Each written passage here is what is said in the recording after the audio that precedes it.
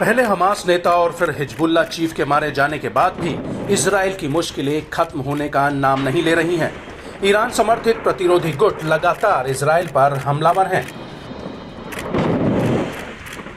अब इराक के प्रतिरोधी गुटों ने इजराइल पर अपने हमलों को नई धार दी है, जिससे इजराइल के अलग अलग इलाकों में जबरदस्त नुकसान होने की खबरें सामने आई हैं। इराकी प्रतिरोध एक के बाद एक इजराइल पर हमलों की नई सीरीज चलाकर तनाव को और बढ़ाने में तुला हुआ है।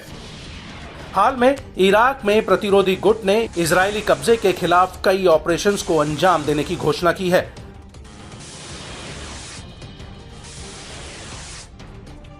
इराकी प्रतिरोधी समूह ने अपना बयान जारी कर कहा कि लड़ाकों ने ड्रोन से उत्तरी कब्जे वाले फिलिस्तीन में गोलन हाइट्स और लिबेरियस को टारगेट किया है। इस दौरान अलग अलग ऑपरेशंस में इजरायली कब्जे वाले इलाकों में 3 ठिकानों पर सफलतापूर्वक हमला किया गया। इराक के इस्लामिक प्रतिरोधी समूह ने इजराइल के गढ़ को प्रबलता के साथ ध्वस्त करने और अपने ऑपरेशंस को तेज करने का संकल्प लिया है। इराकी प्रतिरोध ने घोषणा की कि उसने पहली बार तैनात एडवांस क्षमता वाले विमान के माध्यम से कब्जे वाले फिलिस्तीन के दक्षिण में एक इजरायली लक्ष्य पर हमला किया। प्रतिरोध ने पुष्टि की है कि उसके लड़ाके इस तकनीक का इस्तेमाल इजरायली ठिकानों पर तेजी से हमला करने के लिए जारी रखेंगे। न्यूज एजेंसी अल मयादीन की माने तो प्रतिरोध की ओर से तैनात नए यूएवी में हाई फ्लाइंग पावर और विशाल विस्फोट की ताकत है। इसमें मिनट भर में घुसपैठ के लिए हवाई सुरक्षा को बाईपास करने की क्षमता है। इराकी सेना ने भी इराकी प्रतिरोध के हमलों की पुष्टि की है।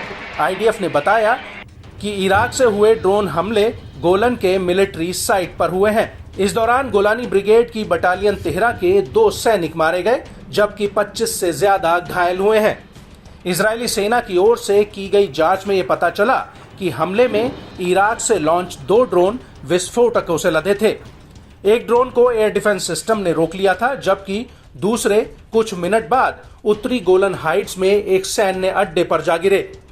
इराक के इजराइल पर बढ़ते सटीक ऑपरेशंस पर अल कासिम ब्रिगेड के सैन्य प्रवक्ता ने भी सराहना की है। अबू उबैदा ने इजरायली हमले के सामने फिलिस्तीनी लोगों का समर्थन करने के लिए इराकी प्रतिरोधी गुटों को सलाम किया है। अबू उबैदा ने कहा कि हम उनके टॉप लेवल ऑपरेशन की सराहना करते हैं, जिसने ड्रोन के साथ कब्जे वाले गोलन में इजरायली बलों को निशाना बनाया। इसमें कई जवान मारे गए हैं, जबकि दर्जन भर से ज्यादा हताहत हुए हैं। इजरायली हमले में दृढ़ता इजराइल को और ज्यादा नुकसान और असफलताएं दिलाएगी। इजरायली सेना के रेडियो चैनल ने इराकी प्रतिरोध के हमलों पर खुलासा किया कि सैनिकों को पहले से कोई अलर्ट नहीं मिला था।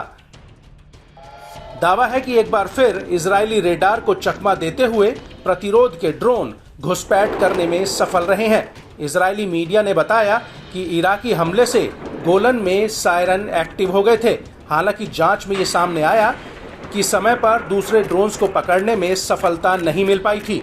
इस वजह से कोई अलर्ट सायरन नहीं बजा, जिससे इजरायली सैनिकों को मिलिट्री बेस खाली करने का समय नहीं मिला। लिहाजा इजरायली बलों को बड़ा नुकसान उठाना पड़ा। इजरायली मीडिया में भी इराक के इस्लामिक प्रतिरोध की ओर से टारगेट बेस को नुकसान पहुंचाने की तस्वीरें काफी सर्कुलेट हुई हैं, जिनमें माना गया कि इराक से इजराइल को काफी खतरा है।